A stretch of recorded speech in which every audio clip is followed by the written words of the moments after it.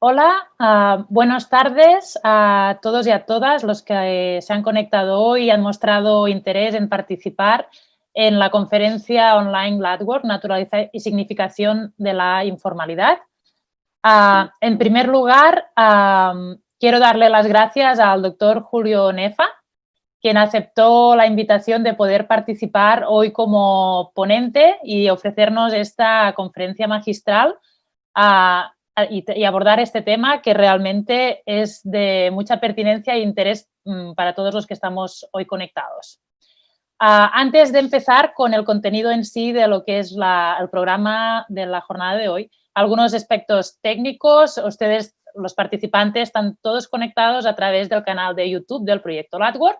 Estamos retransmitiendo a través de la plataforma Zoom. Por este motivo, tenemos también una persona que apoya como moderador en YouTube y que irá recogiendo las preguntas que ustedes puedan formular durante el transcurso de la jornada. Entonces, les agradeceremos que puedan formular cualquier pregunta o inquietud o comentario que quieran hacernos llegar a través de este chat. La actividad será registrada y la tendrán disponible posteriormente a través del canal también de YouTube del proyecto LADWORK. Y también solo recordarles o solicitarles si pueden contestar una breve encuesta que les enviaremos al final, que básicamente nos sirve, la compartiremos a través del chat de YouTube para conocer sus inquietudes también y ver en qué línea podríamos proyectar nuevos temas y nuevas conferencias en el marco del proyecto. Bien, como les decía inicialmente, la conferencia que nos convoca hoy a cargo del doctor Julio César Nefa está enmarcada dentro del curso Informalidad y sus múltiples dimensiones en América Latina, que hemos organizado en conjunto a los socios del proyecto Erasmus Plus LADWORK.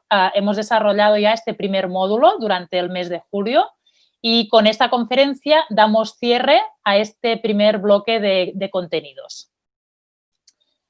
Como les decía inicialmente, brevemente voy a comentarles en el marco de qué proyecto y cómo contextualizamos lo que hacemos a través del proyecto LADWORK. A continuación, el doctor Roberto Veras nos presentará en sí la temática de hoy y al ponente, el doctor Julio Nefa. Y a continuación, ya sin más extensión y dando paso a lo que realmente nos interesa y nos convoca en esta jornada, presenciaremos la conferencia del doctor Julio Nefa. Como les decía, habrá un espacio breve para poder contestar algunas preguntas al final y, bueno, las que no, les invitamos a seguirnos a través de nuestras redes sociales y también de la página web, porque posiblemente en las próximas semanas y meses se abordarán temas que puedan ser también de su interés. Bien, el proyecto LADWORK es un proyecto que está dentro de la convocatoria del programa Erasmus+. Es un proyecto cofinanciado por la Comisión Europea y dentro de la línea de desarrollo de capacidades en el ámbito de la educación superior. Este proyecto, bueno, con datos de hace ya varios años que teníamos de la OIT en 2016, realmente hoy los datos son bastante diferentes porque de cuando se presentó este proyecto al momento en que estamos ejecutando las acciones que nos planteábamos, han pasado bastantes cosas a nivel no solo regional de América Latina, sino a nivel mundial y sí o sí hemos visto que nuestro proyecto, tal y como lo pensábamos o lo formulábamos, es más pertinente que nunca, porque el tema de la economía y el empleo informal es un tema de presente y de futuro que, sin lugar a duda, desde la academia, desde las universidades, tendremos que trabajar y posicionarnos para poder contribuir también a la construcción de política pública en este sentido. En sí, el proyecto LADWORK lo que busca es, a través de las universidades, de las instituciones de educación superior, en poder fortalecer estos centros de investigación para trabajar en estas temáticas y también posicionarnos. Y no trabajar solos, sentirnos que somos parte de una red de investigadores de diferentes países para poder así también optimizar y garantizar el impacto de todo lo que vamos desarrollando. Como les decía anteriormente, esto no es una universidad, no es una persona, es un consorcio de universidades donde hay muchas personas involucradas que estamos trabajando en esa temática. Este proyecto está coordinado por la Universidad Viña del Mar en Chile Y también participan la Universidad de San Sebastián, la Universidad de Magallanes, en Chile, la Universidad Federal de Paraíba, la Universidad Federal de Campina Grande, la Universidad de Campinas, en Brasil, la Universidad de Buenos Aires, la Universidad Nacional de Rosario, la Universidad Nacional del Litoral, en Argentina, y en Europa tenemos la Universidad de Alicante, la Universidad de University of Aberdeen y la Universidad de Coimbra. Entonces, un consorcio de 12 universidades con diferentes áreas de expertise, pero muy complementarias entre sí. Como les decía anteriormente, el principal objetivo que tenemos, y tenemos diferentes estrategias para lograrlo, es desarrollar estas estructuras de investigación que tengan metodologías innovadoras dentro de las universidades para poder crear conocimiento en el área del empleo informal, la economía informal. Desde una forma también multidisciplinar, desde la economía, desde la sociología u otras disciplinas que también han podido ya ir entrando y trabajando con nosotros en el proyecto. Entonces, bueno, tenemos la creación de los centros, hay una parte muy importante de capacitación, que es parte de lo que estamos haciendo en el marco de este curso.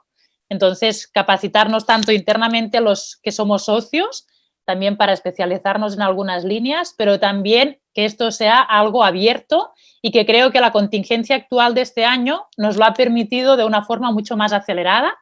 Ahora lo que hacemos ya no es un curso presencial, ya no es una reunión entre socios, sino que hemos intentado que cada acción que hemos desarrollado, cada webinar, cada conferencia, sea abierto al público en general y a quien pueda interesarle las temáticas que abordamos. Esto pensamos que también cambia un poco la perspectiva de trabajar en equipo, de trabajar en red y de trabajar en formato internacional. Por esto, el objetivo final es crear esta red que se llamará Latin World, que ya estamos dibujando hoy en día y que efectivamente cuando esto ya se materialice estará la opción de que otros socios, otras instituciones, personas puedan adherirse. Bien, como les decía, una parte muy importante de nuestro proyecto es la formación, es la capacitación. En este sentido hemos tenido ya diferentes formaciones. La primera la tuvimos en formato presencial el año pasado en Brasil. Fue la última vez que pudimos vernos presencialmente hasta el momento, pero bueno, no podemos decir que el 2020 hayamos estado desconectados del proyecto. Yo creo que hemos estado más conectados que nunca. Todas las universidades han aportado mucho desde sus disciplinas, desde su conocimiento, convocando la comunidad, comunicando instituciones internacionales que a lo mejor en otro momento no hubiéramos podido tener el acceso o la disponibilidad de personas como, por ejemplo, el doctor Nefa, referentes en esta materia, participando en este tipo de cursos en este formato. Bien, finalmente, solo para algunas de las personas conectadas están desarrollando este curso. Como saben, es un curso que se ofrece online, es de acceso gratuito y nuestra idea es que esta es la primera edición. Cuando termine recogeremos los comentarios, lo mejoraremos y la idea espero que este sea un curso que se vaya impartiendo periódicamente. Entonces los animamos a aquellos que a lo mejor no hayan podido cursarlo en esta primera edición, que se informen y puedan participar en el futuro. Son 4 módulos, como les decíamos inicialmente, la conferencia de hoy es la del cierre del módulo 1, que lleva por título Informalidad, concepciones y teorías desde una perspectiva histórica. Y a partir del próximo lunes empezaremos con el módulo 2, mucho más enfocado a América Latina. Bien, finalmente, para no extenderme, este es un poco el mapa. Justo estábamos hablando antes con el doctor Nefa de quiénes serían nuestros participantes el día de hoy o a quién esperábamos. Realmente el público es muy diverso, pero lo que nos une o lo que nos convoca a todos es el interés o la inquietud de trabajar en temas relacionados con la informalidad laboral, ya sea desde la educación superior, desde universidades, instituciones internacionales, estudiantes y con una alta representatividad de toda América. Realmente tenemos 17 países que están representados en los participantes de este curso, de un total de 675 en esta primera edición, con lo cual estamos contentos y motivados a continuar porque hemos visto que es un tema que, bueno, es un tema actual, pertinente, importante y que genera interés dentro de lo que es América Latina. Finalmente les dejo los enlaces. Esta presentación la tendrán igualmente disponible a través del canal de YouTube, con lo cual podrán ver los enlaces para seguirnos tanto a través de nuestra web como las diferentes redes sociales. Bien, sin extenderme más, a continuación le voy a dar la palabra al doctor Roberto Veras, quien nos va a introducir y a presentar un poco la temática de hoy y nos introducirá al doctor Julio Nefa. Muchas gracias.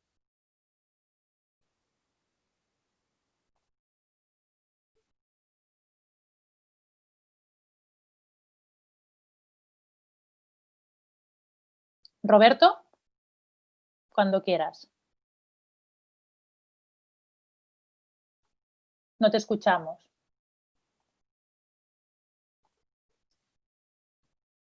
Creo que tiene el teléfono silenciado. Sí.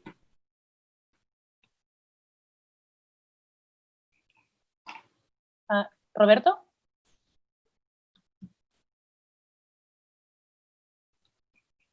Agora sim.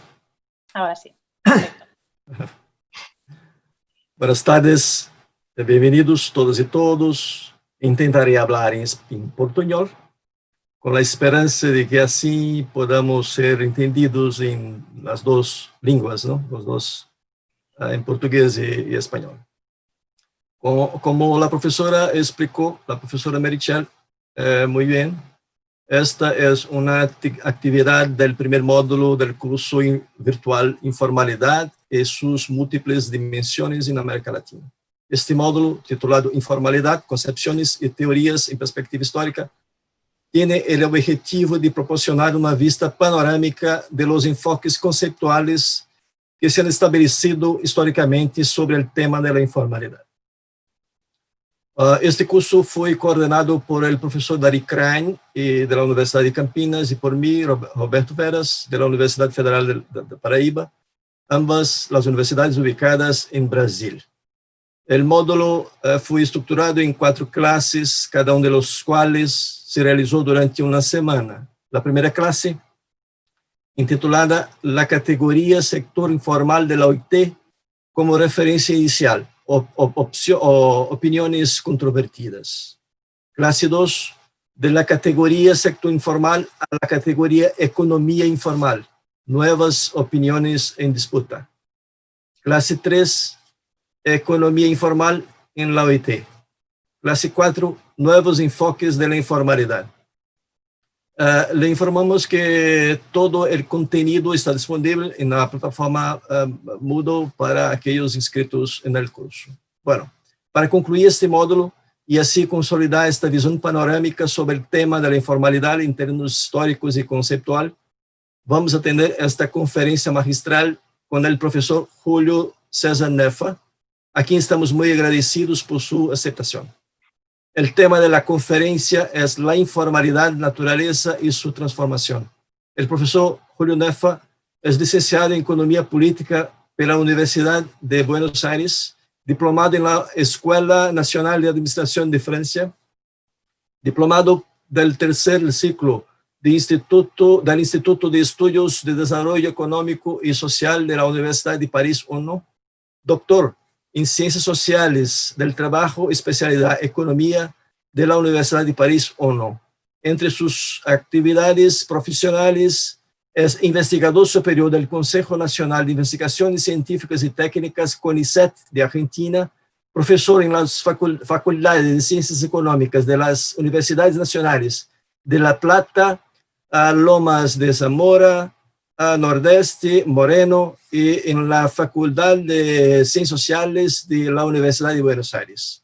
Suas linhas de investigação se basam em economia do trabalho e do emprego, processos e organização do trabalho, condições e meio ambiente de trabalho, riscos psicossociais no trabalho, relações de trabalho, teoria da regulação, economia do desenvolvimento, economia das inovações científicas e tecnológicas. O professor Nefa é membro destacado da Associação Latino-Americana de Estudos do Trabalho, ALAST, e de várias outras associações científicas argentinas e internacionais. Publicou numerosos trabalhos científicos em forma de artículos, livros e coleções. Él es seguro una de las principales referencias en estudios laborales en América Latina. Entonces, con gran placer, pasamos a la palabra al profesor Defa. Gracias.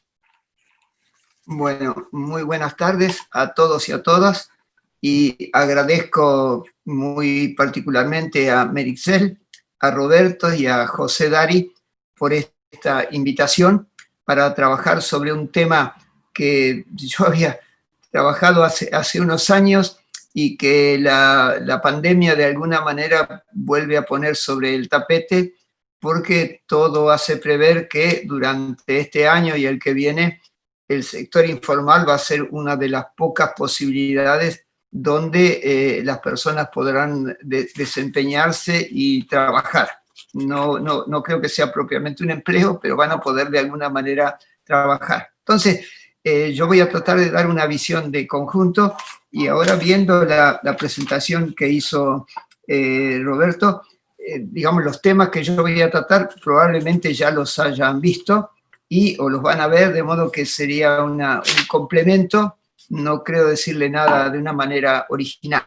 Bueno, entonces, lo que, digamos, para empezar, bueno, primero, el tema de la informalidad, digamos, tiene antecedentes, hay una historia, de alguna manera, que es un término polisémico. Ya, digamos, hay como muchas definiciones de lo que es el trabajo informal, desde distintas perspectivas de la economía. Bueno, y en el origen, en mi opinión, uno de los que planteó algunos de los problemas vinculados es Arthur Lewis, que es un premio Nobel, un economista neoclásico, claramente. Tiene un enfoque de tipo dualista. Es decir, que para él, bueno, en el año 54, de modo que para él había los países en subdesarrollo, en aquel momento se llamaban países en vías de desarrollo, tendrían como dos sectores muy diferentes, con muy pocas articulaciones entre sí: un sector tradicional, esencialmente rural, y otro moderno y capitalista, donde predominaban las actividades industriales y de servicio.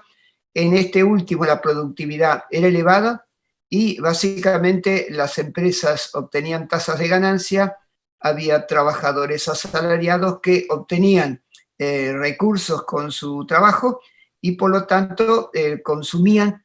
Y en el otro sector, el sector, digamos, rural, básicamente la productividad era muy baja, había una sobrepoblación, básicamente, y, digamos, él pensaba que, atraídos por la vida de las ciudades, esos trabajadores del sector rural, que normalmente no tenían mucha propiedad de la tierra, se trasladaban al sector moderno para trabajar, digamos, y con dos efectos.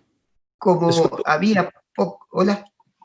¿No tienes una presentación para compartir con la pantalla? Tengo, es esta. Perdón. No está siendo presentada, no está nada. Perdón, entonces, porque por estaba, pero disculpa. la sacamos. Espera, a ver cómo hago para sacarlo. ¿Tienes abajo una indicación? Share screen, sí. Abajo. ¿Se puede? Espera que no leo, espérate. A ver, acá. Compartir pantalla.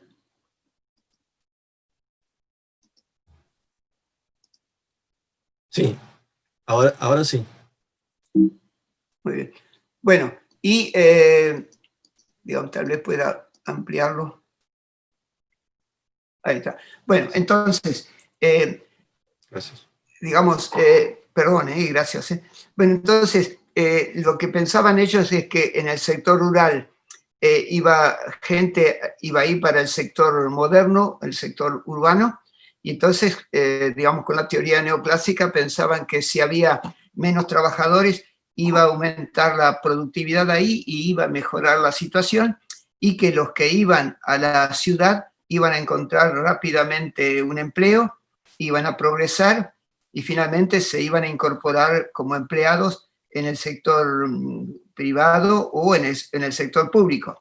Pero la verdad es que la experiencia demostró que eso no era tan fácil, y que de hecho la gente que fue al sector moderno de la economía no encontró fácilmente un empleo, y entonces para sobrevivir, porque no querían volver al sector rural, iban a aceptar cualquier tipo de actividad, pero con el objeto prácticamente de sobrevivir. De modo que de alguna manera en el sector urbano es donde se iba a encontrar esa población que le llamaban, bueno, informales en aquel momento, y que era una especie de una alternativa al desempleo o un lugar de estacionamiento, digamos, a la espera de mejores oportunidades.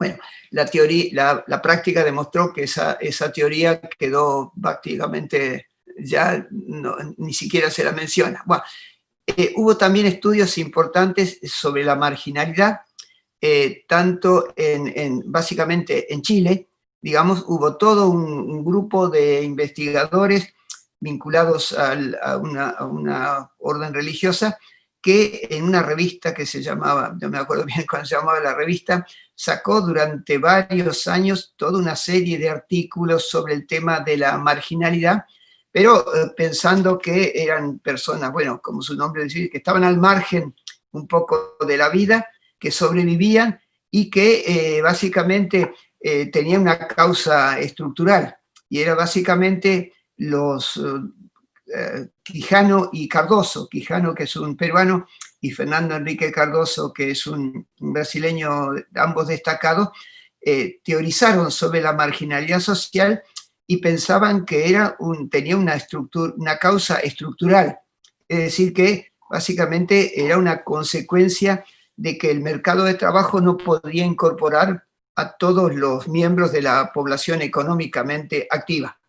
Eso dio lugar a muchos debates, digamos, en el CEBRAP, ese Centro Brasileño de Análisis y Planeamiento, que cumplió una función muy importante y que sobrevivió básicamente a la dictadura, y también en el ILPES, donde habría muchos debates sobre el tema y donde a esta postura, digamos, de Quijano y de Cardoso se oponían otras, en lo cual decían que no eran verdaderamente trabajadores marginales, sino que eran, utilizando un concepto marxista, se hablaba de la superpoblación relativa, es decir, que esa gente ni siquiera jugaba un papel dentro del mercado de trabajo, era una masa marginal que coexistía de alguna manera con el sistema. Entonces, el problema es que, sobre todo en el ILPES de la CEPAL, la conclusión que sacaban es que la informalidad era el resultado del subdesarrollo. Básicamente encontraron una explicación de tipo macroeconómico, y que también en ese debate apareció como una consecuencia del modo de producción dominante. Estos son antecedentes. Bueno, digamos, en la OIT hay una comisión internacional de estadígrafos del trabajo que desde la década de los años 30 es la que en la OIT define las categorías con las cuales se estudia el empleo. Y digamos, esas categorías ya en los primeros años de la década de los años 30, esa comisión es la que definió las categorías que todavía seguimos todos utilizando: la población económicamente activa, digamos, donde había los ocupados, los desocupados, ocupados y desocupados, dentro de la población económicamente activa, y después estaba la población económicamente inactiva, donde se incluían a los chicos en edad escolar, a los viejos que ya no trabajaban, y sobre todo a las mujeres que hacían trabajos domésticos. Y sí que en esta primera definición, básicamente la variable monetaria jugó un papel importante, es decir, que para la población económicamente activa cuenta mucho si esa persona tiene un empleo o no, y si recibe una remuneración.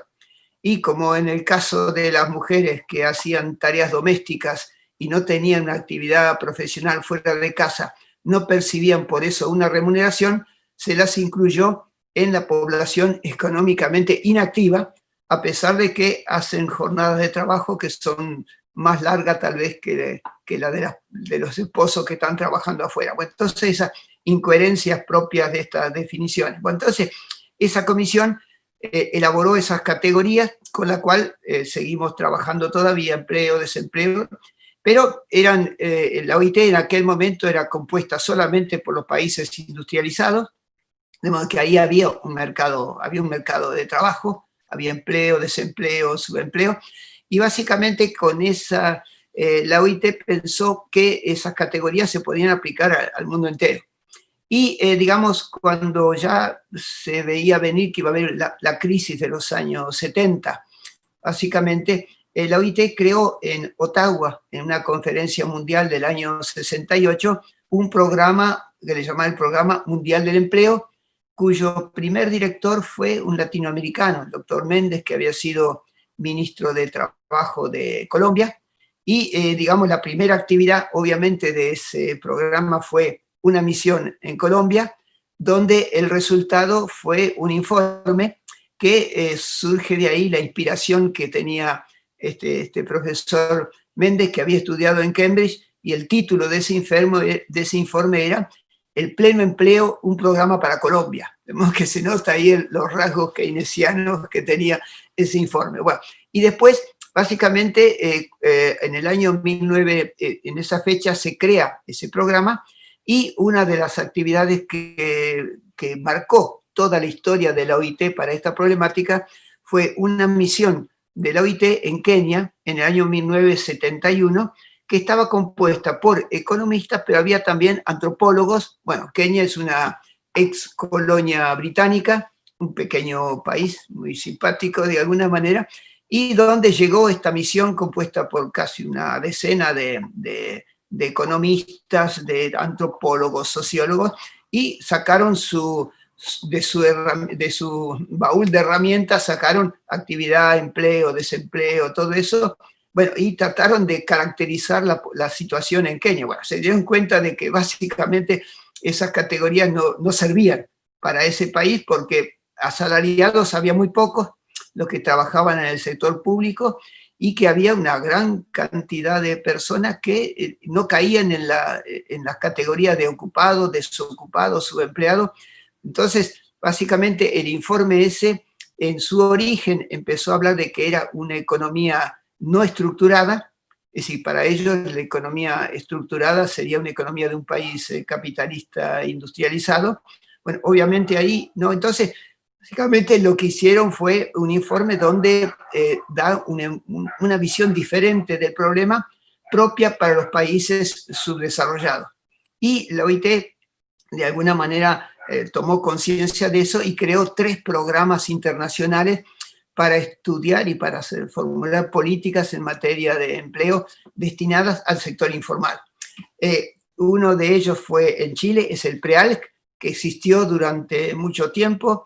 Ahora se reformuló, básicamente es una oficina, digamos, porque, bueno, la OIT, el tema de la informalidad ya no le da tanta importancia, y desde que se empezó a hablar de el trabajo digno de alguna manera, bueno, ya esa es una temática que inundó todas las otras. Se creó otra oficina similar en Dakar y otra en Asia del Sudeste, que hicieron desde esa época infinidad de estudios sobre el tema de la informalidad, y donde el PREAL fue uno de los más productivos, y creo que no hubo un país de América Latina donde no se estudiara el tema del sector informal, incluso en países donde no era muy importante, como era el caso de Argentina, de Uruguay o de Chile.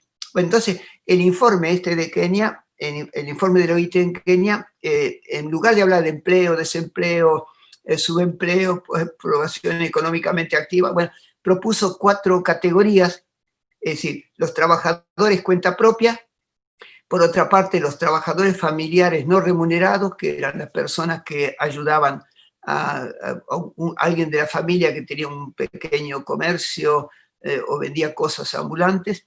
El trabajo doméstico remunerado, que era muy abundante porque, bueno, había poca mecanización de las tareas del hogar, de modo que se lavaba a mano, se planchaba de una manera especial, no había gas para la cocina, de modo que había mucha gente que trabajaba domésticamente remunerado bueno, es una palabra porque lo más probable es que muchos de ellos recibían bienes o el alojamiento o la comida o algo de ropa para sobrevivir, y luego los trabajadores de microempresas de menos de 5 personas. Bueno, estas son las cuatro categorías dogmáticas, de alguna manera, de la OIT hasta el año 2002. Es decir, cuando se hablaba del sector informal y todas las investigaciones, y en particular del PREAL, siempre aparecía un cuadro al final: cuánto cuenta propia, familiares no remunerados, el trabajo doméstico y las microempresas de menos de 5 personas. Bueno,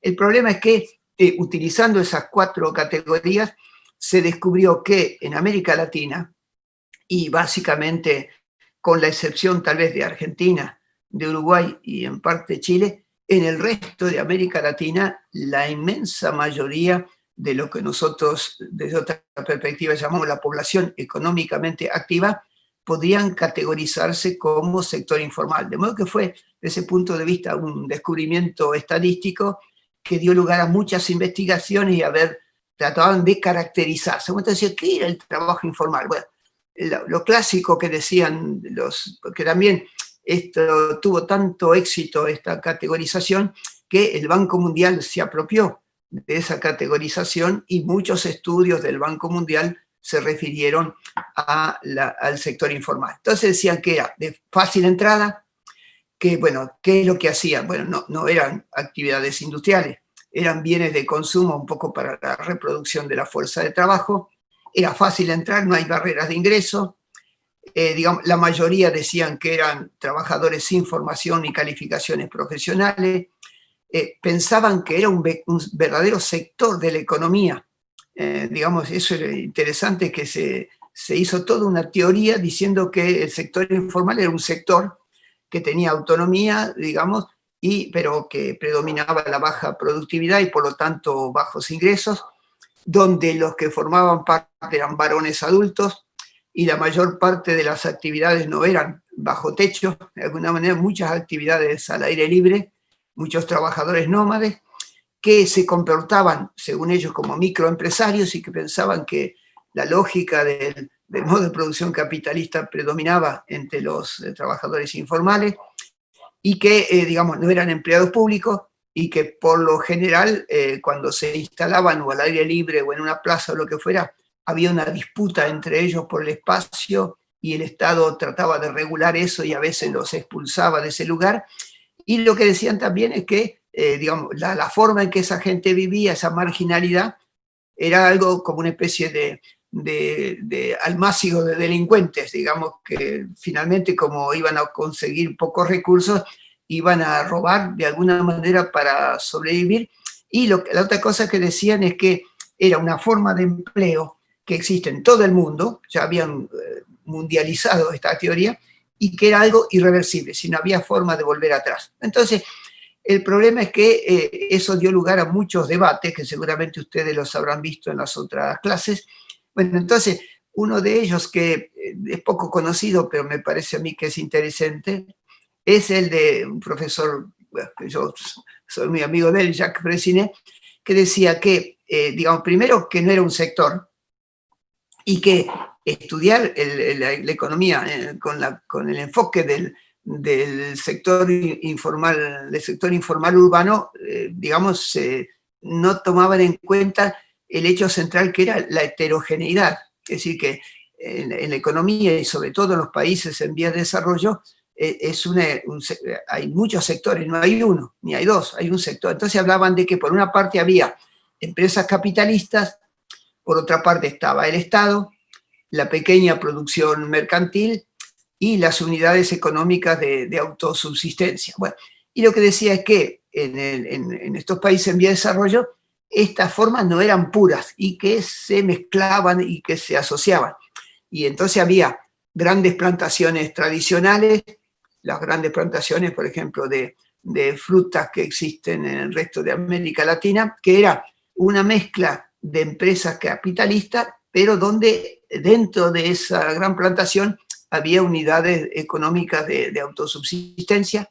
Se hablaba de empresas agrícolas familiares, donde de vez en cuando contrataban mano de obra para la época sobre todo de las cosechas, había empresas públicas donde había una mezcla de normas de tipo capitalista con sindicatos, convenios colectivos de trabajo y por otra parte el Estado que regulaba, y también había como programas de desarrollo rural integrado que eran todas esas políticas que el Banco Mundial llevó a cabo, donde el Estado llevaba a cabo una política social para ayudar un poco a la sobrevivencia de la población. Entonces, el problema es que, dice Freycinet, que todo esto, bueno, estas relaciones entre estos sectores eran contradictorias. No era una cosa armoniosa, porque eran esas contradicciones dentro de esta heterogeneidad estructural, y que por lo tanto se generaba también ahí en esos países algo así como un ejército industrial de reserva, que, bueno, básicamente las empresas capitalistas utilizaban básicamente para emplear gente con bajos salarios, dada la presión del desempleo, y que ahí la mayor parte de la producción se hace en empresas capitalistas, y por otra parte estaban las micro y pequeñas empresas que compiten de alguna manera con las capitalistas, pero digamos, son muchas y son las que concentran el empleo, de modo que hay una heterogeneidad estructural de que las empresas capitalistas, y sobre todo grandes, emplean poca gente en proporción al total, pero concentran la mayor parte de la producción, mientras que las micro y pequeñas en el PIB no aportan mucho, pero son las que generan de alguna manera el empleo. Otro enfoque que podríamos llamarle marciano, Portes, Castells y Benton, lo que de alguna manera lo que dicen es que el sector informal básicamente no serían unidades totalmente autónomas, no sería un sector totalmente desconectado del resto, sino que dependería de un sector dependiente básicamente, y digamos las empresas capitalistas lo utilizaban o como subcontratistas o como empresas tercerizadas o haciendo un trabajo no registrado sin aportes a la seguridad social, o lo que hoy nosotros llamamos ya el trabajo precario. Entonces, lo que decían estos autores es que el capitalismo, digamos, si no hubiera existido este sector que se le llamaba informal, lo hubiera creado en el sentido de que lo necesitaba para, digamos, tener mano de obra barata y de alguna manera desplegar parte de la actividad como a los subcontratistas tercerizados, donde no hubiera una relación salarial que daría lugar a la aplicación de la ley de contrato de trabajo o a la creación de los sindicatos. Entonces, el aporte de estos autores es que, digamos, la lógica del modo de producción dominante penetra también en el sector, en lo que sería el sector informal urbano. Otro autor con una orientación neoclásica, digamos nosotros, se llama Hernando de Soto. Bueno, es interesante porque Hernando de Soto trabajó mucho tiempo en el Banco Mundial y fue el que le dio mucha letra para muchas de las políticas del Banco Mundial, y es interesante porque básicamente él, bueno, es un peruano donde la informalidad vista con esa categoría era muy grande, y que la explicación que él daba era que, digamos, si había trabajadores informales, era porque el Estado era un Estado autoritario, burocrático, con muchas reglas, con muchas normas, con muchos impuestos, con muchos controles, y básicamente eso impedía que esos trabajadores informales se llegaran a convertir en empresas de alguna manera y que se generaran empleos estables.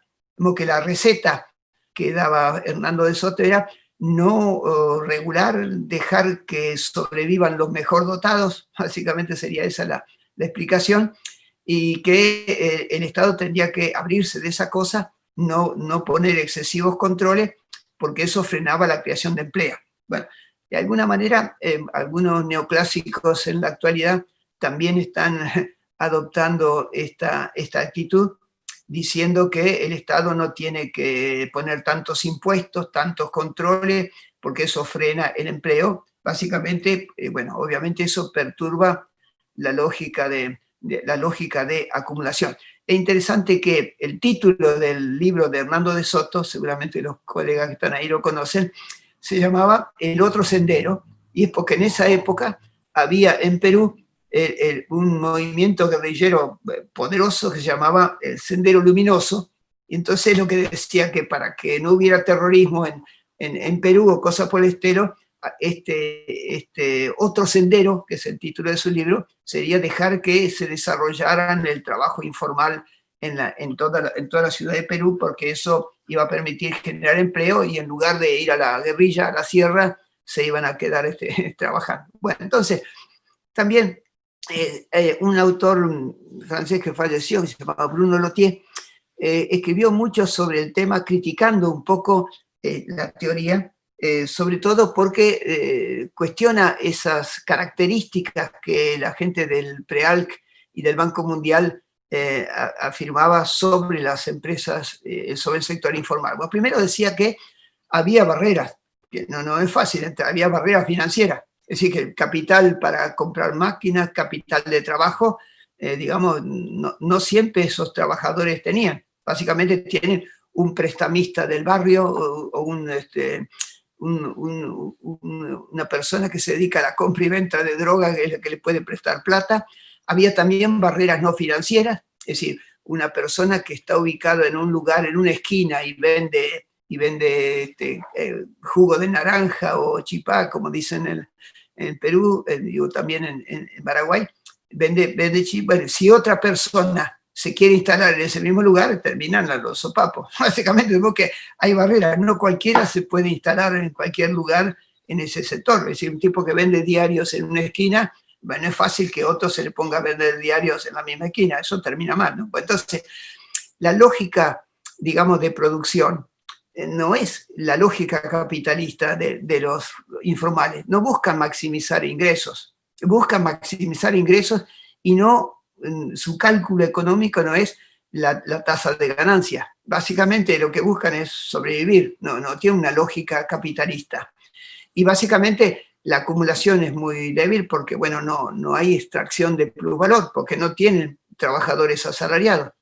Y puede haber una acumulación extensiva, es decir, que se agrupen muchos para agruparse no una cooperativa, pero un grupo de trabajadores, y de esa manera aumentar la producción, o si logran algún crédito pueden comprar máquinas y herramientas, y entonces una acumulación más intensiva. Bueno, entonces, la otra cosa es que no es cierto que el sector informal urbano quede aislado del resto de la economía. Eso no es cierto. Y en eso el enfoque de Porter y compañía demuestra que el sector informal urbano es funcional para el capitalismo. Es decir, reduce el costo de reproducción de la fuerza de trabajo. De modo que es algo que tiene una relación con las formas capitalistas dominantes. Y también pueden ser trabajadores de varios géneros y de grupos de edad. Es decir, para la teoría tradicional eran los varones, porque las mujeres quedaban a cuidar a los chicos, básicamente. No, finalmente, en la mayor parte de países, cuando se habla del sector informal urbano, la presencia de las mujeres es determinante. Y también hay muchos jóvenes. De modo que eso es la estadística mostraron este cambio.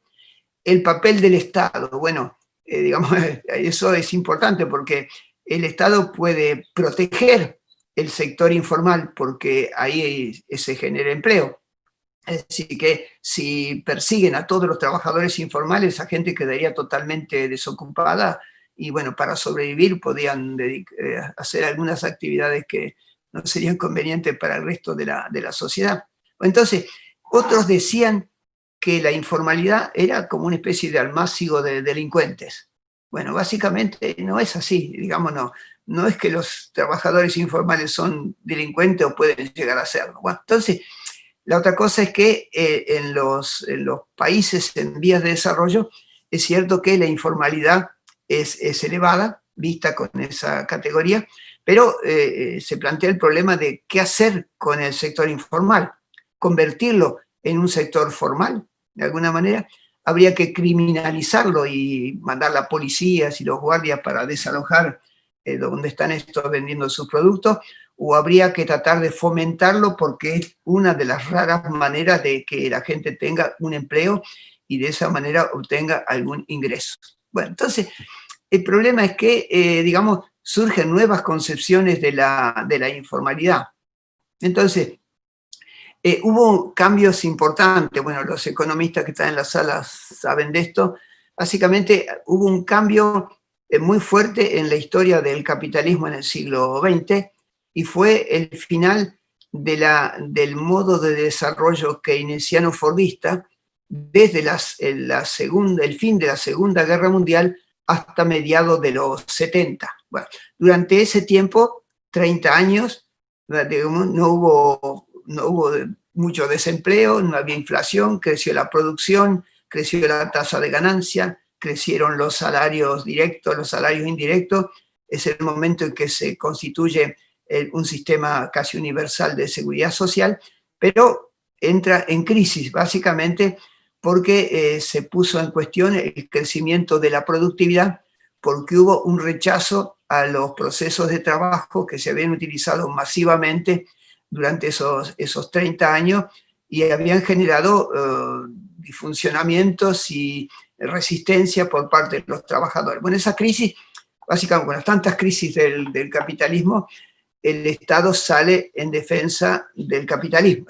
Digamos, es terrible porque las políticas de tipo neoliberal piensan que el Estado es un predador, que de alguna manera es algo dañino, pero cada vez que hay una crisis, como está ocurriendo ahora, cada vez que hay una crisis, el Estado salva el capitalismo. Piensen toda la ayuda que está dando el gobierno norteamericano o los gobiernos europeos. Son mucho más que en la época del Plan Marshall, mucho más es lo que se está haciendo ahora, porque, bueno, se trata de salvar el sistema. Entonces, se adoptó ese consenso de Washington y donde, digamos, entre las medidas que todos ustedes conocen, por eso no las voy a citar, básicamente se producen cambios muy importantes. Bueno, la privatización de empresas públicas, seguridad social, la apertura al comercio exterior, la mundialización del capital, la financiarización y todo eso, pero también hubo cambios en el proceso de trabajo y en la relación salarial.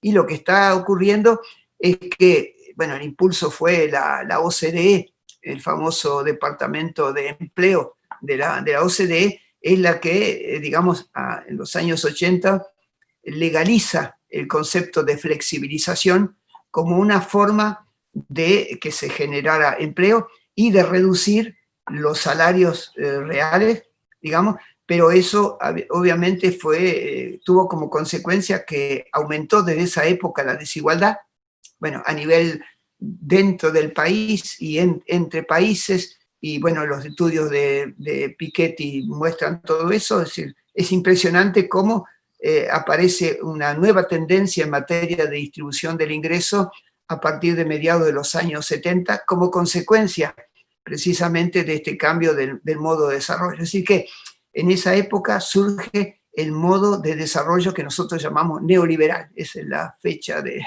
de bautismo, de alguna manera. Bueno, entonces, es a partir de ese momento que la inflación, que antes estaba controlada, se manifiesta, aparece el desempleo como un problema y sobre todo empieza a aparecer no solo el desempleo, sino la precariedad. Es decir, que el trabajo, de alguna manera, que adopta una relación salarial que no es la de un verdadero empleo. Es decir, que los verdaderos empleos son contratos por tiempo indeterminado y con garantías de estabilidad. Eso es el verdadero empleo. Bueno, eso fue la norma hasta los años 70, hasta que la OCDE empezó a hablar de la flexibilidad.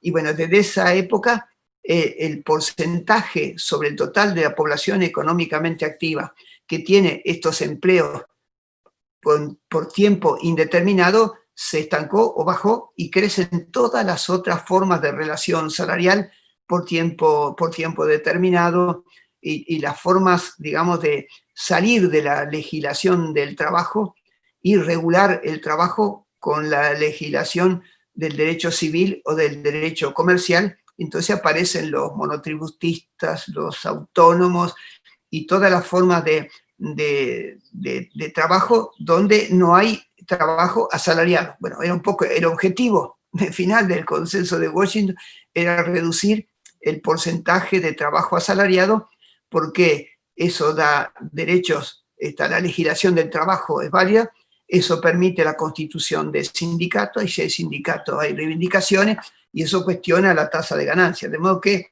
la lógica final, inicial de ese consenso de Washington, esa era un poco el resultado. De modo que básicamente lo que estaba ocurriendo a partir de ese momento es, digamos, esta ruptura de la relación salarial para que predominen los empleos de tipo precario que no tengan la garantía de estabilidad, porque eso significa un costo directo y un costo en salario y un costo en seguridad social. Bueno, este cambio, digamos, la historia cambió.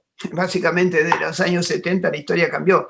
Y la OIT, obviamente, asume todos los cambios, eso porque, bueno, se plantean en las conferencias internacionales que se llevaban a cabo, porque este año no se pudo hacer en Ginebra en el mes de junio, se tratan los temas, etc. Y en el año 2002, digamos, un director de la OIT, que fue un chileno, Juan Sumavía, tuve la suerte de conocerlo, fue electo, fue el primer latinoamericano, digamos, director general de la OIT, y fue el que introdujo el concepto de trabajo decente, que es un poco complicado, porque ¿cuáles son los trabajos indecentes? Digamos que eso pasó, creo que es una mala traducción. La OIT hizo una mala traducción de lo que quería decir en inglés Sumavía, y bueno, una cosa es trabajo digno e indigno, pero trabajo decente, cuáles son los indecentes, ¿no? Entonces, pero eso, en la OIT, una vez que un término, la oficina que hace las traducciones lo convierte en un dogma, no hay forma de cambiarlo, no hay forma de... Bueno, y van a ver que eso también hicieron con la noción de sector informal. Es terrible. Bueno, entonces, el trabajo decente, bueno, trabajo productivo, bueno, de vuelta, que están como diciendo, bueno, no empleo en el sector público, sería eso, ¿no? Bueno, en condiciones de libertad, equidad, seguridad, dignidad, respetando los derechos y que tengan una remuneración adecuada y protección social. Yo, como estudiante de la relación entre trabajo y salud, en esa definición de trabajo decente quedó eliminado totalmente el impacto del trabajo sobre la salud. Porque el tema de la salud de los trabajadores pareciera que no es una variable que tenga en cuenta esa noción de trabajo decente. Bueno, eso pasó y nadie nos va a escuchar a nosotros, ¿no? Bueno, entonces, la otra cosa es que en esa conferencia se tomó conocimiento de que crecía la informalidad en la mayor parte de los países en vía de desarrollo, y tenían estos tres centros, el de Chile, el de Dakar y el de Asia del Sudeste, que hablaban de que seguía creciendo la informalidad, porque por la lógica que hablábamos hace un rato, la tendencia del capitalismo es que no crezca el trabajo formal, digamos, con un contrato por tiempo indeterminado. Entonces, en esa conferencia de la OIT, esa Comisión Internacional de Estadística del Trabajo cambió la definición por un estudio que hizo un colega alemán, que es hermano, creo. Entonces, en vez de hablar de sector informal, se empezó a hablar de la economía informal. Y entonces, todas las formas diferentes del contrato por tiempo indeterminado, con garantías de estabilidad, básicamente se había dado lugar a toda esta forma de trabajo precario. Es decir, que había, de una manera cada vez más generalizada, personas que trabajan, pero no tienen un salario que esté regulado por la legislación del trabajo, y por lo tanto, digamos, la OIT no sabía qué hacer con ese porcentaje creciente de trabajadores que no tenían un empleo de tipo formal. Entonces, el problema es que la terminología cambió en esa época y se pensó hablar del trabajo precario. Es decir, el concepto de trabajo precario ya pasó a dominar, digamos, digamos, porque es lo más evidente, y eso pasa en todos los países del mundo, ¿no? Entonces, hay un cambio, y la OIT, bueno, todos los países que son miembros de la OIT tienen que tomar en cuenta lo que decide la Conferencia Internacional del Trabajo y, digamos, esas disposiciones de esta Comisión de Estadígrafos del Trabajo generó nuevas definiciones. Entonces, aparece, digamos, hay una serie de categorías, digamos, entonces, digamos, hablan de el sector informal. Bueno, entonces serían las unidades de producción que, según la definición, forman parte del sector de los hogares, digamos, como empresas de hogares y que no están constituidos en sociedad. Es decir, serían como una familia que de alguna manera hace una actividad económica, pero que no adopta la forma de una empresa. Entonces, el sector informal comprendería, según la OIT, las empresas informales de trabajadores por cuenta propia, que sería una de los conceptos dentro de la definición tradicional del sector informal, y también las empresas de empleadores informales, es decir, que había empleadores que no están registrados ante el sistema fiscal o la seguridad social, entonces hay este empleo en el sector informal. Entonces, por otra parte, distingue el empleo informal, es decir, el empleo, digamos, son los asalariados que tienen empleos informales.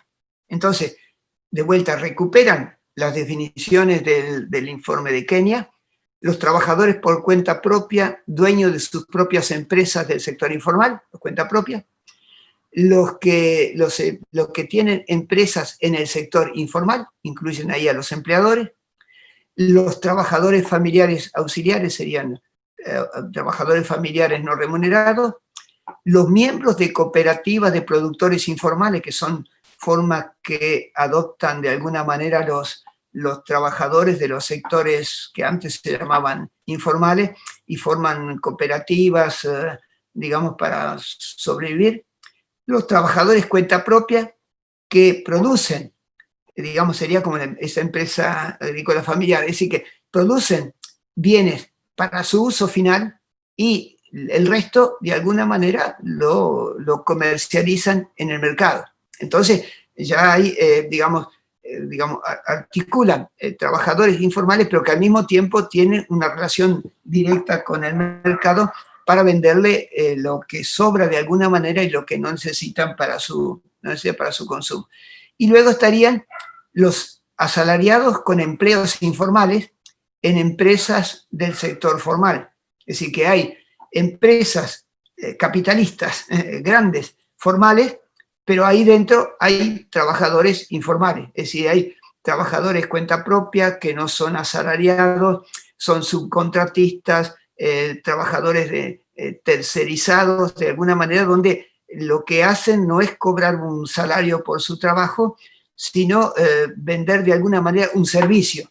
Y esa venta del servicio básicamente cae dentro de la contabilidad de las empresas, pero no como empleo. Entonces eso dificulta, sobre todo ahora en el sector público, que, digamos, hay cada vez más, bueno, de vuelta, en el sector público se empezó a aplicar todas las nuevas formas de organización de la empresa que surgieron de esa crisis de los años 70, digamos, donde se habla de new management, la nueva forma de organización del Estado, que significa adoptar en el Estado la forma de organización de las empresas privadas. Entonces, esa modernización que han sufrido nuestros estados, donde en buena medida el trato con los trabajadores va tomando todas las características de una empresa privada.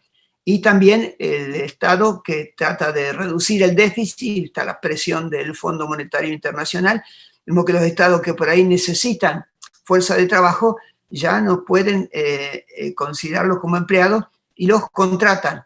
Y básicamente toda una gran cantidad de personas que trabajan para el Estado junto a los trabajadores que son empleados públicos, pero son contratados y entonces no están regulados por el derecho del trabajo.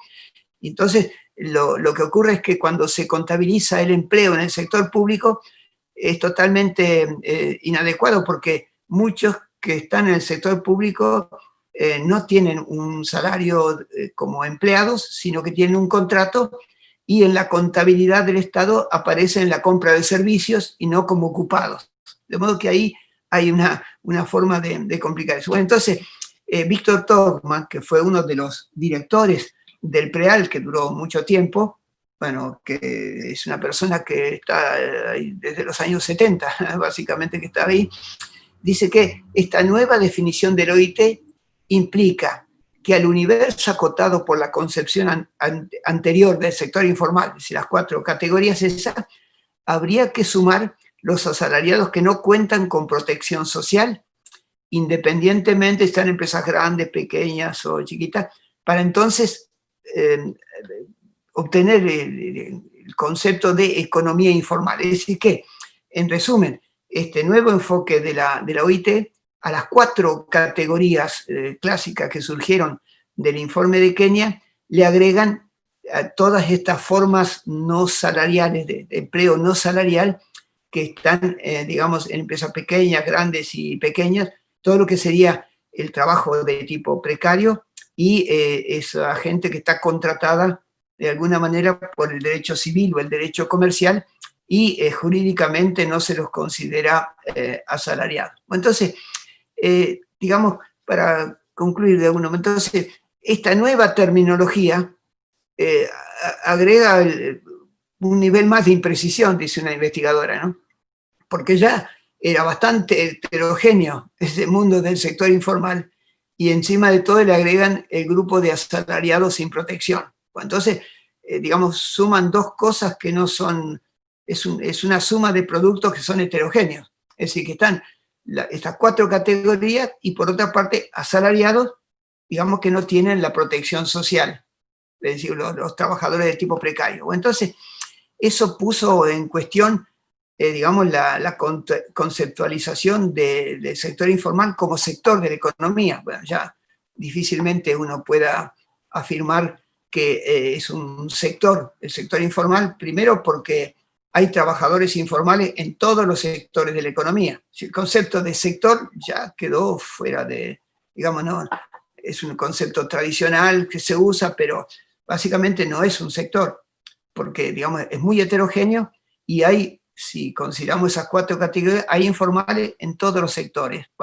Y también, digamos, si uno sigue utilizando ese concepto de sector informal, de alguna manera está retomando algo de los enfoques dualistas, ¿no? Los enfoques de Lewis, digamos, se lo está como resucitando. Entonces, ese concepto de sector informal se considera como inadecuado porque no refleja todos los cambios que ocurrieron de alguna manera desde la crisis de los años 70. Entonces, antes, cuando se hablaba entonces del sector informal, estaban estas 4 categorías: trabajadores cuenta propia, trabajadores familiares no remunerados, trabajadores y propietarios de microempresas y el servicio doméstico remunerado, pero se le agrega una dimensión que es más bien cualitativa y que está vinculada con si son o no parte de, están o no regidos por la relación salarial.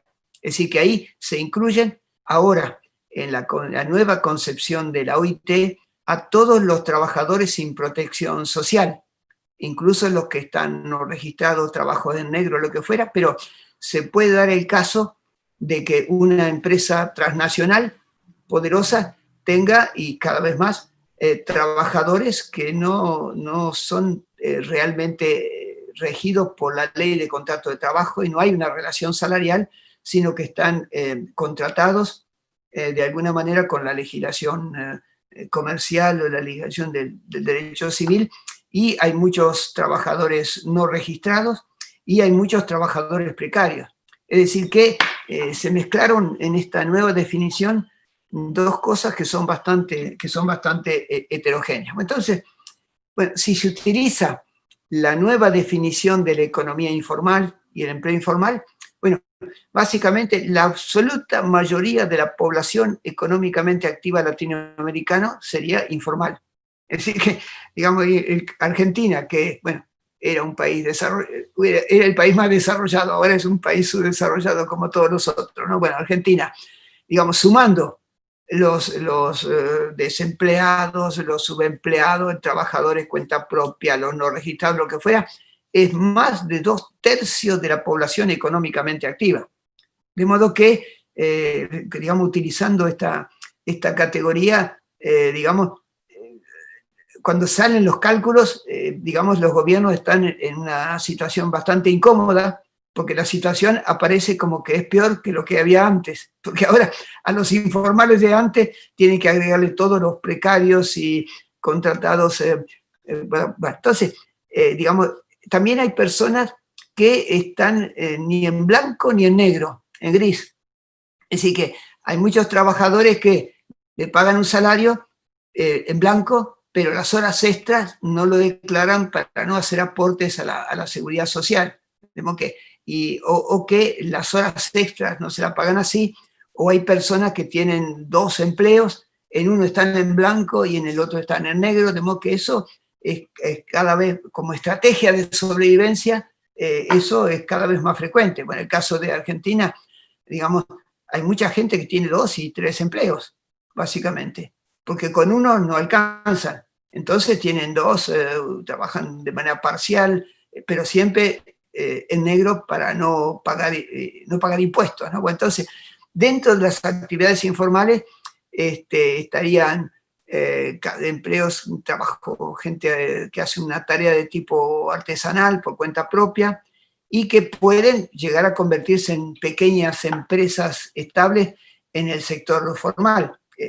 También es posible que personas que tienen calificaciones, experiencia, que aprendieron de su familia a desarrollar una cierta actividad, pueden acumular o conseguir un crédito o una herencia o cosas por el estilo y hacen una pequeña empresa, pero no son muchos los trabajadores informales que terminan siendo pequeños y medianos empresarios, como lo que postulaban de alguna manera un poco los economistas anteriormente. Entonces, esto es importante porque, digamos, pareciera que la única vía que hay en la forma que está adoptando el capitalismo en América Latina, pareciera que la única forma de generar empleos es en el sector informal. Entonces, hay en algunos países, en lugar de criminalizarlo, ¿no?, de expulsarlo o lo que fuera, tratan de facilitarle la tarea. Le construyen un gran hangar para que sea un lugar para trabajar bajo techo y que no estén a las inclemencias del tiempo, lo que fuera. Entonces, el sector informal, de alguna manera, aparece como la única posibilidad que tienen los gobiernos ahora para la generación de empleo. Entonces, esto genera muchas formas de reflexión. Bueno, entonces, según la nueva concepción de la OIT, tenemos unidades económicas formales, las que están regularizadas, que declararon al Ministerio de Trabajo, pagan impuestos, pagan las contribuciones a la seguridad social. Estarían unidades económicas informales, es la que no cumple con eso, que son por lo general pequeñas empresas, tienen poco capital, tecnologías tradicionales, usan intensivamente la fuerza de trabajo, hay poca división del trabajo y ahí hay muchos trabajadores cuenta propia y microempresas que no están registradas, como trabajo en negro, trabajo sumergido, economía sumersa, decían los italianos, ¿no? Bueno, también existe trabajo informal, pero en unidades económicas formales. Es decir, que una unidad económica formal puede tener trabajadores no registrados, trabajadores precarios, y esto es lo nuevo. De modo que la diferencia entre formal e informal se complica todo porque hay empresas, digamos, formales, donde puede haber trabajos de tipo precario que en esta nueva definición se considerarían formando parte del sector informal urbano. Estaría la economía informal, bueno, todos los trabajadores que se desarrollan su actividad al margen de las normas y que quedan en una situación vulnerable, ¿no? Todos los que se hayan trabajado en negro. Y después, otra categoría que surge de ahí, los trabajadores informales, los independientes, digamos, los contratados en el sector público o en el sector privado, pero que no se le hace aporte a la seguridad social porque no los consideran asalariados. Bueno, los trabajadores familiares no remunerados y también los empleadores que no están registrados ante la administración y el sistema fiscal. De modo que básicamente la situación se ha complejizado. Esa nueva definición de la OIT introduce muchas variantes y, digamos, esto hace que el tema de la informalidad vuelve a ser estudiado desde otra perspectiva y, como le decía hace un rato, esta pandemia que en América Latina va a por lo menos 1, 2 o 3 años, va a hacer caer el Producto Bruto Interno y aumentar el desempleo, el trabajo de tipo informal para la sobrevivencia de las personas va a aparecer como una de las pocas posibilidades de generar empleo y creo que los gobiernos, en lugar de criminalizarlos, van a tratar de aceptarlos porque es la única forma en que la gente obtenga algunos recursos y no busquen de alguna manera una salida vulnerando la propiedad privada. Esta es un poco mi presentación. Digamos, seguramente repetí cosas que dijeron los compañeros, pero bueno, creo que quedo a disposición de ustedes para comentarios o críticas. Muchas gracias, profesor Neffa. Excelente presentación y una reconstrucción tan rica del debate histórico y llegando a la actualidad sobre las concepciones, sobre los debates, sobre las cuestiones que están marcando la historia de la informalidad en el debate mundial. Sí, y ahora yo voy a hacer una pregunta muy breve que intenta incluso ya hacer una conexión con el próximo tema, el próximo módulo que trata de un enfoque más latinoamericano. Entonces, para que puedas, como un especialista del trabajo, de los estudios de trabajo en América Latina y conocedor de la realidad de la América Latina, poder desarrollar un poco más esta discusión en América Latina. Entonces, la pregunta es un poco así. El PREALC desempeñó un papel muy importante en la región, como he dicho, en todo el mundo y en América Latina, sobre todo en el estudio de la informalidad, aún dentro de los marcos, en aquellas circunstancias, de los marcos conceptuales de la categoría de sector informal. Sin embargo, el PREALC se finalizó con un programa más o menos en 1994, algo así, de la primera mitad de la década de 1990, sin tener la oportunidad de abordar el reemplazo, ¿no?, en la OIT del enfoque del sector informal a la sector economía informal, ¿no?, y trabajo informal. Entonces, pero, por supuesto, aún así, este cambio del enfoque del sector informal para la economía informal tuvo repercusiones en los estudios realizados en América Latina. ¿Sí? Entonces, ¿podría hablar un poco más sobre cómo, en su opinión, este cambio se recibió en América Latina? Gracias. Entonces, antes de que responda, nosotros vamos a pasar la palabra a Darí Kran, que también hará una otra pregunta. Por favor, Darí.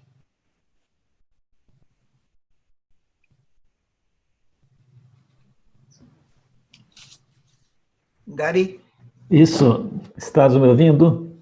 Felicitações, Dr. Julio, por la excelente exposição, muito profunda, muito didática.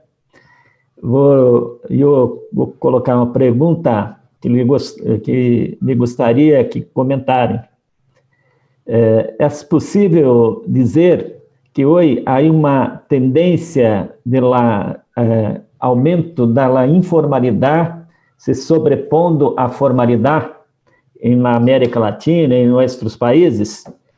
E essa tendência é possível ser observada, entre outros, em 3 situações. No primeiro, o avanço das ocupações organizadas em plataformas digitais, né? Na América Latina, agora na pandemia, é possível perceber como é importante o trabalho dos entregadores de comida, de produtos, e exercem atividades essenciais, pero se encontram em uma situação vulnerável, bastante insegura. E esse número de trabalhadores está aumentando fortemente nos últimos anos. Segundo, também é possível compreender o avanço da informalidade pelas reformas laborais realizadas nos países da América Latina. São reformas laborais que tendem a reduzir direitos, fomentar formas de emprego mais flexíveis e precárias. O presidente do país, do Brasil, disse que o sistema ideal de relações de trabalho está cerca da informalidade. Ou seja, há um processo em que se avança pelas características do capitalismo contemporâneo, avança para ocupações bastante informais, sem proteções sociais, bastante precária. Em terceira situação, também há hoje uma quantidade muito grande de pessoas disponíveis para trabalhar, mas não há empregos. Não há empregos. A pandemia, vocês falaram que a pandemia está levando a economia a uma situação de crise muito profunda, mas antes da pandemia já não havia ocupações, e uma parte importante das pessoas estavam já ocupadas em atividades muito seguras, em atividades muito vulneráveis, em trabalhos independentes, como estratégia de sobrevivência. Então, por favor, me gostaria que o senhor comentasse esse processo de avanço da informalidade pelas próprias características, tanto da economia mais contemporânea, como também dos câmbios na regulação do trabalho. Gracias.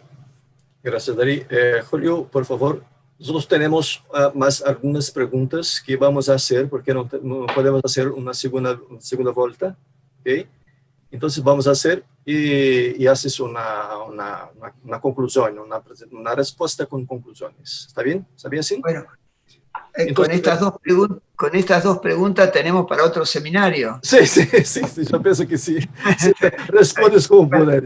Entonces, las siguientes son muy puntuales, ¿eh? Son puntuales. Sí, de las personas. Bueno, yo creo que el trabajo que hizo el PREALC hasta que lo disolvieran fue realmente muy importante, en cuanto a los estudios de la realidad latinoamericana desde el punto de vista, viendo el tema de la informalidad, pero después derivaron en políticas de empleo y con un enfoque también macroeconómico, de modo que fue realmente muy útil el trabajo del PREALC. Bueno, y el paso de las 4 categorías de Kenia a esta nueva visión de la economía informal, ha complicado los estudios de alguna manera, porque no siempre se entiende cuál es la relación entre la versión escueta y la versión ampliada, ¿no? Entonces, lo que ahora se está estudiando mucho, pero yo tengo una visión tal vez parcial, pero es antes de la pandemia, no sé cómo va a quedar después, ¿no? Era básicamente todo el tema de la precariedad, es decir, que los contratos de duración por tiempo indeterminado y garantías de estabilidad básicamente ya no crecen en América Latina, y más bien en porcentaje decrecen, y también en términos absolutos, porque hay como una tendencia para reducir el costo laboral y las contribuciones a la seguridad social, que pueden significar aproximadamente el 30% sobre el salario, los empresarios, digamos, prefieren contratar a esas personas bajo, digamos, el derecho civil o el derecho comercial, pero adoptan entonces una situación de precariedad. Es decir, que para esas personas le dan una gran libertad al empleador, porque, digamos, si quiere prescindir de los servicios,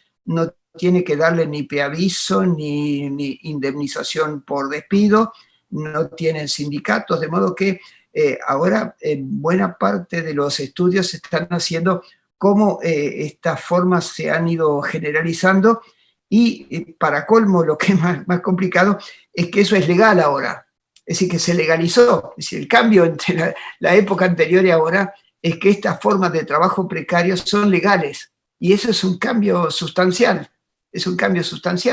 porque permite al empresario ahorrar plata para la seguridad social, se achican los sindicatos y tiene el margen de libertad que tiene el empleador para contratar o para despedir es muy grande. Vemos que eso fortaleció mucho el poder patronal y debilitó a los sindicatos. Vemos que eso es un poco una óptica con la cual se está estudiando este cambio. Bueno, respecto a la pregunta que hacía José Dari, bueno, primero, el tema del trabajo en plataforma, bueno, me parece que realmente, bueno, es un tema apasionante de alguna manera, porque básicamente aparece la informática, ha transformado básicamente esta situación, y donde la lógica, digamos, es que ahora ya no hay empresas y no hay trabajadores. Básicamente es un artificio informático ahí, ¿cómo es que se llama? ¿Cómo se llama? Un silogismo, digamos, algo que, un procedimiento informático, digamos, que permite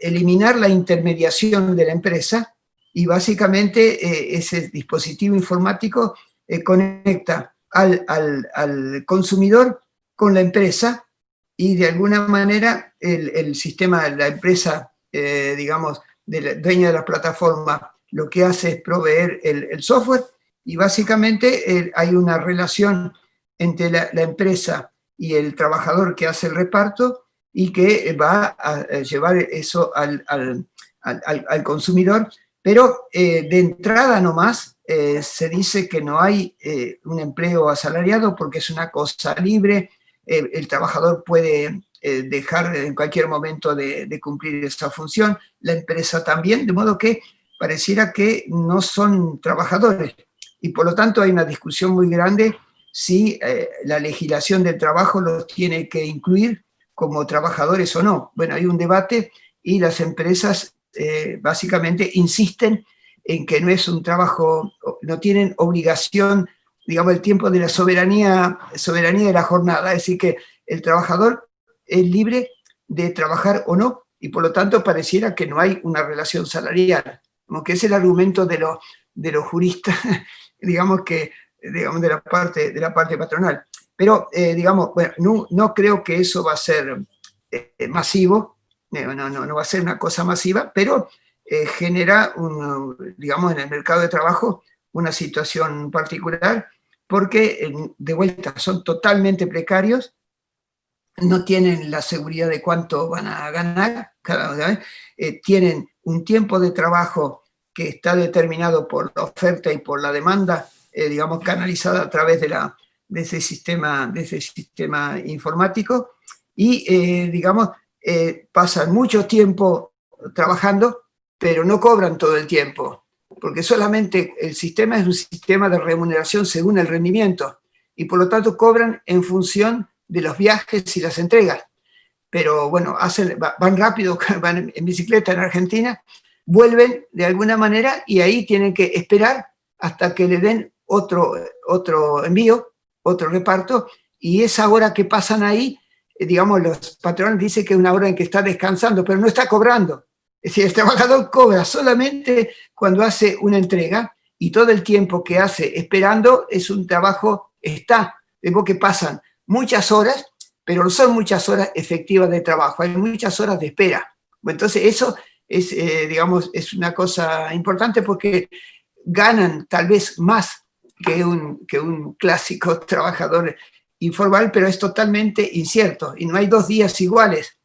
Y para colmo tienen que trabajar justamente cuando todos los demás están descansando. Si cuanto más trabajan es de noche y cuando más trabajan es el sábado y el domingo, básicamente, y una parte importante de su salario es una propina, no sé cómo le llaman en Brasil, la propina, es decir que es un plus. Bueno, si ese trabajador llega a tiempo y la pizza no está fría, básicamente el que recibe eso le da una propina y entonces el trabajador tiene que fingir. Pero los temas que estamos estudiando de los riesgos psicosociales, el trabajador no es auténtico, tiene que estar sonriente, entregar eso contento, agradecer de alguna manera, porque una parte importante del salario son las propinas.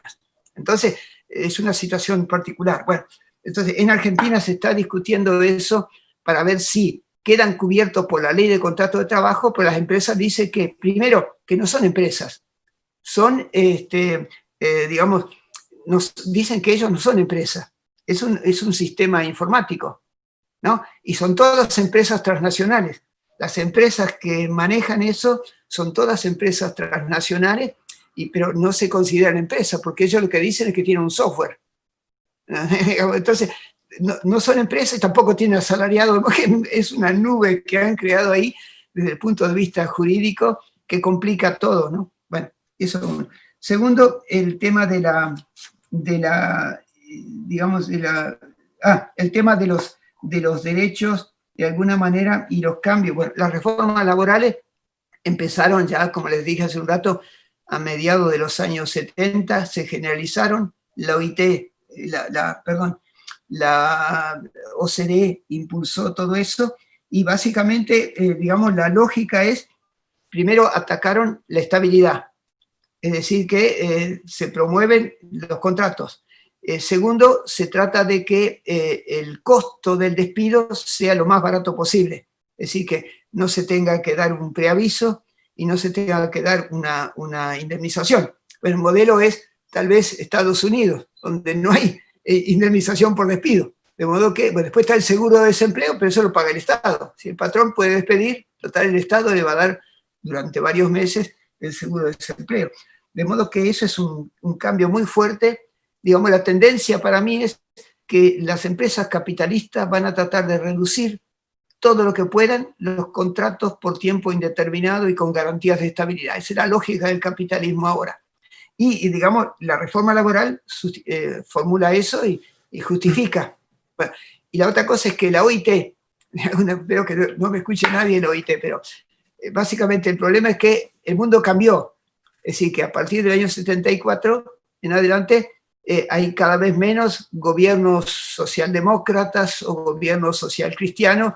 La derecha va ganando por vía electoral o por golpes judiciales, va ganando el espacio, y entonces en la OIT, como es un organismo tripartito, la mitad del poder los tienen los gobiernos, que son ahora cada vez más de derecha, los patrones, que son cada vez más de derecha, y los sindicatos que están a la defensiva, hasta el punto de que básicamente hace como 10 años que ya la OIT no saca ningún convenio, ninguna recomendación nueva.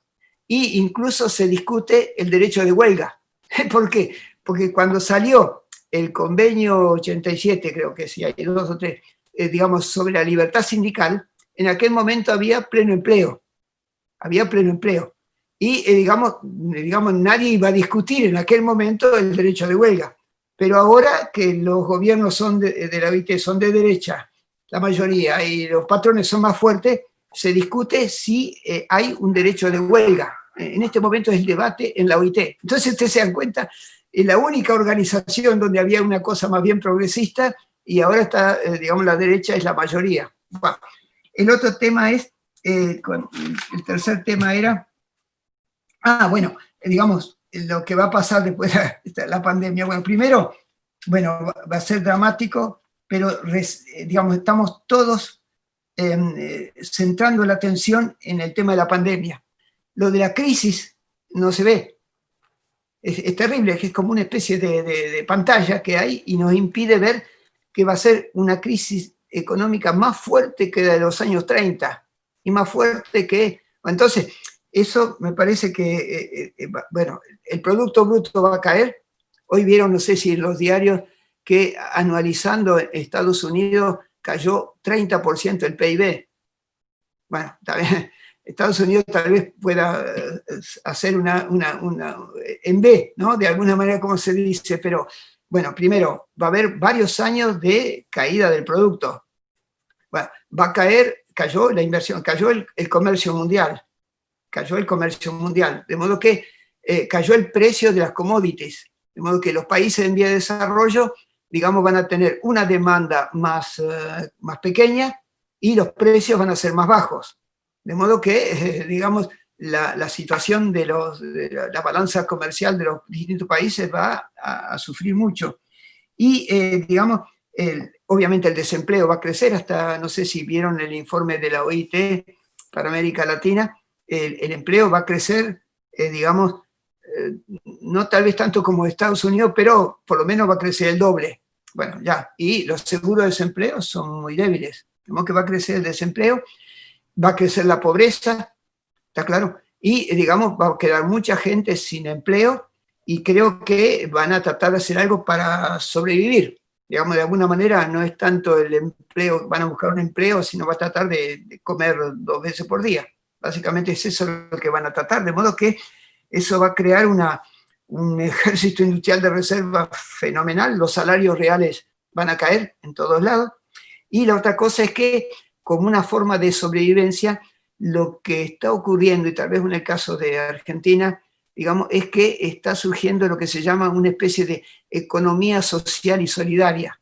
Es decir, que en los barrios más pobres o lo que fuera, la gente se organiza y hacen comidas populares, le llaman ollas populares de alguna manera, tratan de sobrevivir vendiendo cosas, haciendo trueque. Es el paraíso de los vendedores de droga, porque a todos los chicos les encargan vender droga, porque como por la edad no los pueden poner presos, porque los ponen presos, los sueltan, de modo que hay todo un mundo ahí muy nuevo que hace que surja esta posibilidad, esta estrategia de sobrevivencia, donde se constituyen cooperativas de usuarios, los productores se agrupan, lo que fuera, como estrategia como que hay como una búsqueda de la sociabilidad, de asociarse con otros para poder sobrevivir. Y eso me parece que es algo que va a aparecer, de modo que va a haber más agrupamiento, más asociaciones, y bueno,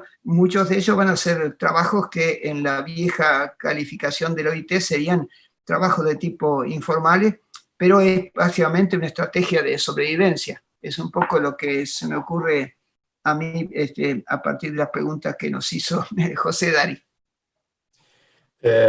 Julio, nosotros, la charla está muchísimo interesante, los temas están circulando de manera muy fértil, y tenemos muchas preguntas. Por ahí, no tenemos más tiempo porque está ya pasando del tiempo que habíamos programado. Entonces, vamos a hacer apenas más una pregunta para que tú puedas hacer la respuesta y ahí ya también concluir la presentación, ¿sí?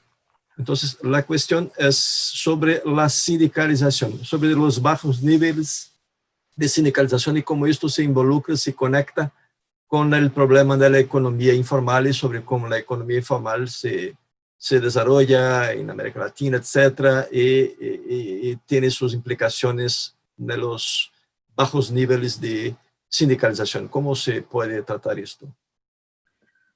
Bueno, yo, como le decía hace un rato, desde la crisis de los 70, el sindicalismo está en crisis en todos los países del mundo. Sí. Es decir, que en todos los países del mundo bajó la tasa de sindicalización. Hay algunos países que, digamos, no se cumple tanto así. Bueno, digamos, algunos de los países, por ejemplo, en Italia, se dice que cayó un poco la tasa de sindicalización, pero que ahí los sindicatos incluyen a los jubilados de cada rama de actividad como afiliados al sindicato, como están vinculados por la seguridad social. Bueno, otro país donde la tasa de sindicalización era fuerte eran los países nórdicos y Alemania, ¿no? Tal vez Alemania. Pero también ahí está disminuyendo y los sindicatos tienen cada vez menos fuerza. Es decir, que cuando los gobiernos no son socialdemócratas, los socialistas, los sindicatos tienen muy poco poder, y bueno, eso es un poco lo que está pasando. Entonces, digamos, en el caso de Argentina es particular, porque, digamos, tuvimos un movimiento social y político llamado el peronismo, cuyo, digamos, el apoyo central del peronismo fue siempre los asalariados. Bueno, pero es un movimiento muy heterogéneo, digamos que no tiene una orientación de clase. Es decir, que la palabra clase social no se la van a escuchar a ningún peronista. Hablan de los trabajadores, ¿entiendes? Bueno, entonces, hablan de los trabajadores, pero no hablan de clase, es decir, que es una concepción un poco, digamos, no cuestionan en su esencia el capitalismo, de modo que para los empresarios, los sindicatos argentinos son personas que quieren trabajar menos y ganar mucho, pero nunca cuestionan la propiedad de los medios de producción. De modo que ahí los empresarios negocian y los sindicalistas negocian también, y tenemos, digamos, un sector de sindicalistas con una gran experiencia laboral. Es decir, ellos ven pasar los ministros, ven pasar los patrones y ellos son los mismos. Tenemos dirigentes sindicales que hace 30 años que son secretarios generales de sus gremios, y los trabajadores los eligen y los reeligen porque le consiguen cosas. Pero, digamos, es una cosa monolítica, no cuestiona no cuestiona el modo de producción, pero son reivindicativos. Entonces eso hace que los trabajadores los votan, los reeligen, pero es un caso especial porque en Argentina la tasa de sindicalización se sitúa algo así como el 35% de los asalariados en total, pero hay sindicatos donde el 100% de los trabajadores están afiliados a sus sindicatos del sector público, todo. Y tienen como mecanismo digamos, que hace que los trabajadores adhieran al sindicato, lo que se llaman las obras sociales. Es decir, que una parte importante de la seguridad social, sobre todo en materia de salud, lo que es deporte, turismo, los sindicatos cumplen ahí una función realmente muy importante. De modo que un trabajador que está afiliado a un sindicato, que tiene una obra social, tiene, además del servicio público de salud, tiene su obra social que es muy generosa, de modo que eso hace que los trabajadores argentinos adhieran al sindicato, no con mucha militancia, pero lo ven como una institución, digamos, solamente las personas de ultraizquierda critican a los sindicatos porque dicen que son la burocracia, que no, aliados del capitalismo, que yo, pero los trabajadores no cuestionan eso. Y, digamos, pero lo que está ocurriendo en la actualidad es que, como hay este proceso de salida del contrato por tiempo indeterminado hacia el trabajo precario, automáticamente dejan de estar afiliados al sindicato. De modo que hay, de ese punto de vista, en número de afiliados, hay también una reducción. Es un poco mi opinión, pero hablo del caso argentino. Y después, bueno, todos los cambios políticos que ocurrieron en América Latina han debilitado al sindicalismo. Pienso el caso de Chile, es terrible. Bueno, ahora en Uruguay empieza también. Bueno, en Brasil también. Muy fuerte. En Colombia matan 2 o 3 mil dirigentes sindicales por año. Digamos, pues la tasa de sindicalización es baja. Sí. En Francia, que después de la Segunda Guerra Mundial, bueno, había todo el tema de la resistencia, los sindicatos eran realmente muy fuertes, había 4 sindicatos. Ahora, en la actualidad, hay 8 sindicatos. Primero los patrones los dividieron. Y esos 8 sindicatos juntos no llegan al 10% del total de los trabajadores. Como que su poder es un poder institucional, porque después de la Segunda Guerra Mundial, De Gaulle, para integrar un poco la sociedad, les dio puestos en la seguridad social, que hay siempre representantes de los sindicatos en algunas funciones de seguridad social, pero desde el punto de vista del poder que tienen es realmente muy limitado.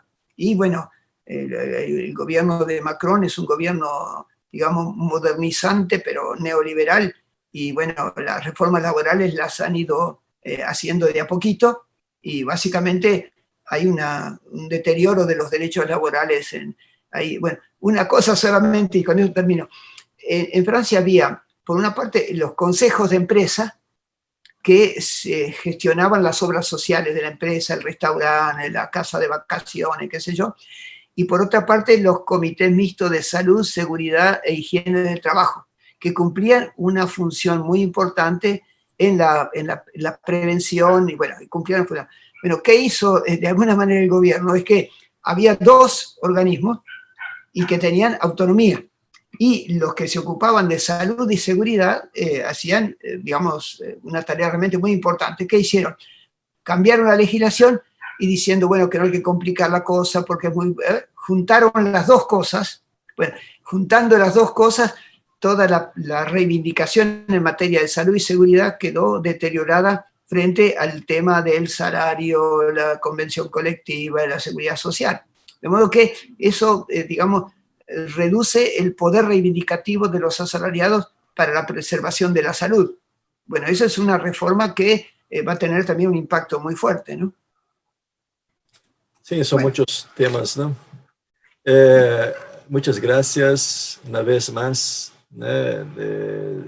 Hicimos esto porque fue una tarde muy rica para nosotros y certamente para todos aquellos que están asistiendo y que van a asistir después, porque las personas van a asistir, va a quedar en el canal del network. Y así paso a palabra para Meritxell hacer el serie de la conferencia. Bueno, yo quería decir antes que Meritxell, sí, que me cuesta escribir ese nombre, bueno, antes de que Meritxell cierre esto, quería decirle que el PowerPoint que yo les hice lo pueden distribuir a los alumnos para que tengan una especie de esquema. Y segundo, un documento que yo escribí hace un tiempo, ¿no? De alguna manera, que es donde trato de ver teóricamente el tema del sector informal, el trabajo no registrado y el trabajo precario. De alguna manera, digamos que puede dar material de lectura. Así que es libre acceso. Claro. ¿Puedes enviarnos? Sí, ya lo tenemos, Roberto. Lo tenemos. Ya lo tenemos. Gracias. Sí. Muchas gracias. Bueno, muchas gracias, doctor Nefa, por la excelente presentación de esta tarde. Realmente le transmito todos los mensajes que han llegado a través del chat de las muchas personas que se han conectado, porque realmente están solicitando más y más tiempo. Estaban proponiendo que las conferencias sean mucho más extensas para poder abordar todas las preguntas que llegan, inquietudes, comentarios. Con lo cual, muchas gracias por compartir este tiempo con nosotros. Y bueno, yo finalmente, y como cierre, solo agradecer también, evidentemente, a Roberto y a Dari por la organización, a las personas que a lo mejor no están visibles, pero lo hacen posible, Carolina, Sofi y todo el resto del equipo. Realmente no quiero mencionar más personas porque somos muchos. Entonces, muchas gracias. También, evidentemente, a todos los participantes por el interés, motivación y estar conectados este tiempo durante la jornada de hoy.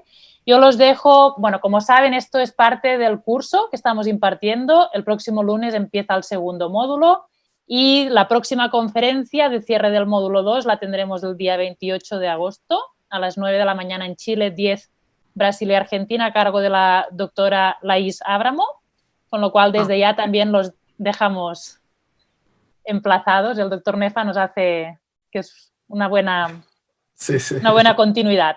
También mencionarles que, bueno, estas conferencias, como les decíamos, quedan disponibles en el canal de YouTube del proyecto, por si alguien la quiere revisar nuevamente. Los materiales quedan en el curso, como el doctor Nefa generosamente nos compartió tanto la presentación como también un material suyo. Y también, bueno, comunicarles que esta conferencia y todas las que estamos haciendo también se retransmiten por la radio de la Universidad Viña del Mar, con lo cual, bueno, esperamos que a través de todos estos canales de comunicación que nos apoyan, pues llegar a más personas y que realmente poder contribuir al debate desde las universidades.